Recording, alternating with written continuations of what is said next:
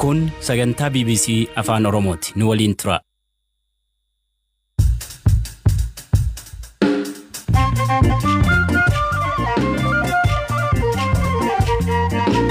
Ashama akka moltan dhaggeeffattoota keenya sagantaa har'aasin biraan gahuu fi dursa garuu hordoftoota amantaa Islaamaa maraan baga baatii Ramadaanaa geessan jenna. Hordoftoota keenya irraas dhaamsaa fi ergaa baga geessanii isiniif qabna. Ramadaana keenya ibaadaa teenya salaata keenya hundaayyuu obsaan mana keenyatti haa dabarsinu. Jimma saqqaa coqorsaatti guyyaa kaleessaa akka hidhame Abduu Abbaa Joobir harka sadii beektidhanii hamma fedhan 3-4 ta'anii yoo baatu fudhatanii deeman. Naannoon Affaar koronaa vaayirasii ittisuuf daangaa Jabuutii irratti maal dalagaa jira? Gabaasa qabna. Oduu olmaa addunyaallee harkaan qabaa ani Baqqalaa Toomaati haga xumuraatti nu waliin tura.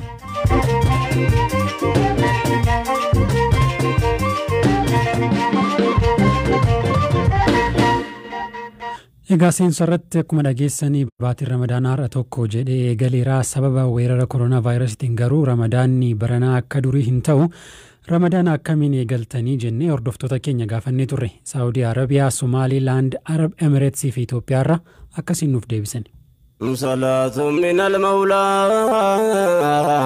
والسلام على صاحب القرآن. السلام عليكم ورحمة الله وبركاته. ورب BBC أفان روما غلطوما رمضان غاري منمت صلاة جرة تراويح منمت صلاة جمال منمت صلاة ماتي خني وجه صلاة جرة غلطوما. جل خلق محمد. تلين كنجرا النبي سعودي عربية كيسة. Baay'ee asitti dalagaa hin jiru baay'ee baatii manaa dimbaane asillee dhukkubni haalaan dabalaa deema beekte garuu Ramadaana kana gaa masgiida salaatuun hin jiru taraaween hin jiru manuma salaannatuma rabbaatu jira garuu ta fuulduraatiif garuu rakkoo baay'ee as deemuun oltu jennee yaanna biyya kana keessatti namni hojjetu baate rakkoo baay'eetu mudata gara nyaataatiinis gara akhiraa manaatiinis waa hedduu jira bas kanaafu inshallah rabbina gargaaru bikenya nufajisu nuf kenne taqwa fi mani Halo, assalamu alaikum warahmatullahi wabarakatuh. Kam nagaa fayyaa jirtu biyyoota Arabaa keessaa Imiraat baay'ee tokko rakkisaa dhabeeytanii kanaaf hojiis dhaabnee jirra mammotu rakkatu jira waan ta'eef sagaleen ta'a wanni nyaatan hin jiru waa hedduu rakkatu jirra jechuudha inshallah kanaaf sagaleen ta'a mootummaan akka karaa garaagaraa jedheetiin akka biyyatti nu barsiisu. Amantiin duutti bobbaase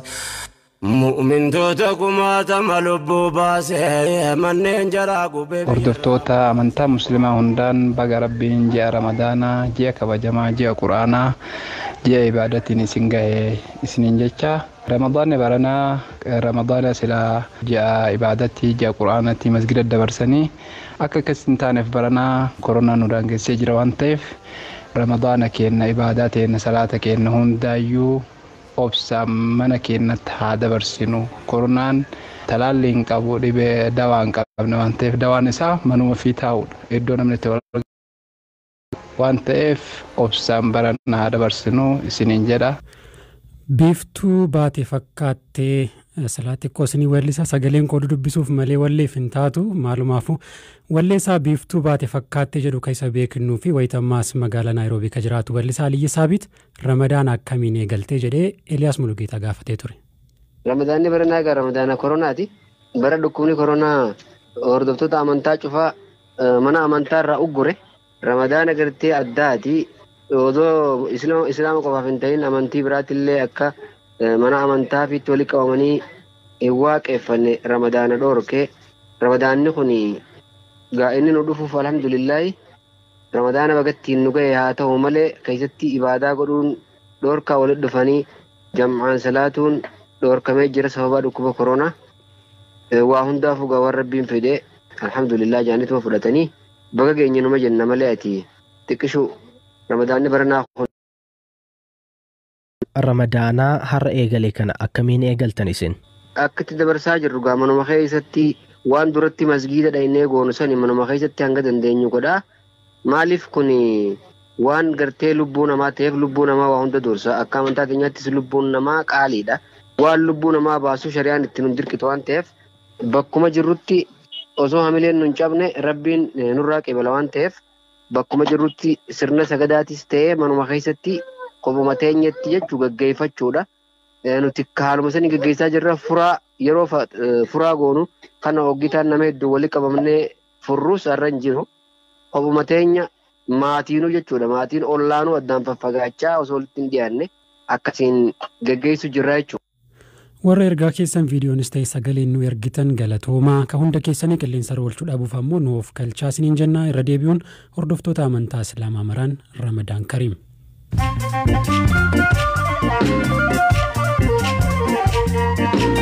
raadiyoo BBC Afaan Oromoo dhaggeeffataa jirtu oduun isinitti himaa ka biyya keessaa nan eegala. Sa'aatii 24 darban namoota 933 qoratte keessaa tokko qofa irratti COVID-19 argamuu ministeerri fayyaa Itoophiyaa beeksiseera. Namni vaayirasichi irratti argame dubartii ganna 60 lammii Itoophiyaa Ingilaand irraa deebite jiddugala adda of baasu keessa turtedha. Walumaa galatti namoota koronaa vaayirasiin irratti argame 117 keessaa 25 bayyanatanii jiru. Hoogganaa olaanaan daandii qilleensa Itoophiyaa obbo Tawalda Gabra Maariyaam yeroo weerarri koronaa vaayirasii Chaayinaa keessatti hammaatee ture balaliisa garasti taasifamu adda kutuu dhabuun daandii qilleensa Itoophiyaa murtee sirrii ture jedhani. Kana gochuu isaatiin daandiin qilleensa Itoophiyaa dinagdee Afrikaa daldala Chaayinaa waliin taasifamu irratti hundaa'e baraaruu danda'eera jechuun BBC'tti himaniiru. Humnoonni nageenya Rwaandaa labsii mana bahuu dhorkuu dawoo godhachuun nama ajjeesaa fi hidhaa jiru dubartiis gudeedaa jiru jechuun Human Rights Watch himate. Yoo xiqqaate namoonni 2 rasaasaan dhaawamanii ajjeefamaniiru jedhe dhaabbatichi waraanni biyyattii shakkamtoota 5 to'annoo jala oolchee dhimmicha qorachaa akka jiru himeera. Itilii keessatti rakkoon fayyaa sammuu hammaachaa jira. Kanaaf ammoo duuti sababa koronaa vaayirasiin mudatee fi uggurri sochii mootummaan vaayirasicha to'achuuf labse sababa ta'uu hin oolu jedhu doktoroonni biyyattii. Biyyattiin Ameerikaatti aanuun addunyaarraa lakkoofsa namoota du'anii olaanaa qabdi. Uggurri sochii ishees isa akka malee jabaa fi yeroo dheeraaf turedha. Donald Trump ifti aduu yookaan ammoo dhangala'aan farra vaayirasii harkatti hin dhiqatan yookiin meeshaalee ittiin qulqulleessan lilmoon yoo waraannatan koronaa vaayirasii ajjeesuu danda'a jechuun isaanii ogeeyyii fayyaa dheekkamsiise. Kun odeeffannoo balaafamaan nama dogoggorsiisuu danda'udha jedhu ogeeyyiin fayyaa oduun isaan kanneen.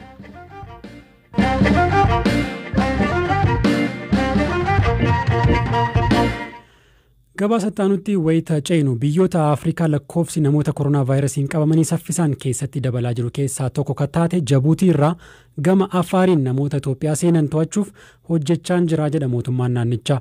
Jabuutii keessa amma dura namoonni 1,000 ta'an vaayirasichaan kan qabaman yoo ta'u namoonni 2 du'aniiru. Namoota Jabuutii irraa seenan adda baafnee hordofaa jirra jedhu hoogganaan biiroo fayyaa naannoo Afaar obbo Yaaseen Habiib. Akkuma beekamu karaan seensaa baay'ee bal'aadha. Garuu karaan namoonni hedduun seenan 3tu jira. Miilaanis kan dhufan jiru. Namoota hedduutu haala garagaraan seena. Karaa 3 kana irratti iddoo namoota adda baasanii tursiisan qopheessinee jirra. Lakkoofsi namoota yoo kana heddummaatu ta'e gara yuunivarsiitiitti fidna. Yuunivarsiitiin hammatti namni adda baasnee jirru gara nama 380tu jira. Warra miilaan daangaa qaxxaamuranii galaa jiran hawaasnis qaamni nageenyaas qabee fidaa jira. Wanti gaariin hawaasa bira jiru namuu hubannoo waan argateef firoota isaa osoo hin hafiin fidee iddoo adda baasanitti galchaa jira. Kanneen adda baafamanii jiran irratti qorannoon eegaluu fi konkolaataa fe'umsaa Jabuutii irraa kaaniin walqabatees of eeggannoon taasifamaa akka jiru obbo Yaasiin dabalanii himaniiru. Namoota iddoo adda baasanii tursiisan keessaa jiran irraa samuuda fudhachuu eegallee jirra. Samuudni nama 91 fudhatamee gara Finfinnee ergameera. Konkolaataan fe'umsaa gurguddaa Jabuutii irraa ka'u manneen nyaataa karaarra jiran bira dhaabbachaatuma darba. Kanaafis jecha ho'a safaruu qofa osoo hin taane konkolaattota hundatti qoricha farra vaayirasiis biifaa jirra. Konkolaachistoonnis hubannoo gaarii akka qabaatan waan ittiin ofirraa ittisanis akka maaskii fi kaanis akka argatan gama abbootii qabeenyaanis gama mootummaanis hojjetaa jirra. Kun yeroo dhiyoo keessatti qixaa'ee sirrata jedheen abdadha.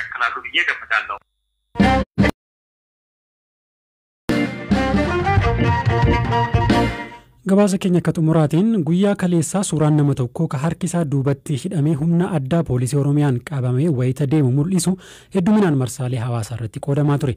Namni kun Abdoo Abbaa Joobir ka jedhaman yoo ta'an jiraataa godina Jimmaa aanaa Saqqaa Coqorsaati. Waajjira barnoota aanichaa keessa hojjetu.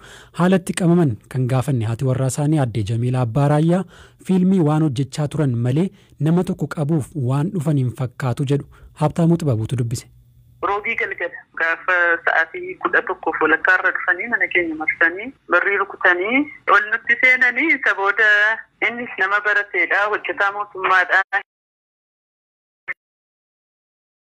Hojjetaa mootummaati anis innis waraqaadhaan nu waamuu danda'anii osoo nuti danda'anii akka shiftaatti harka isaa dudubbeetti hidhanii hamma fedhan 3-4 ta'anii yoo baatu fudhatanii deeman.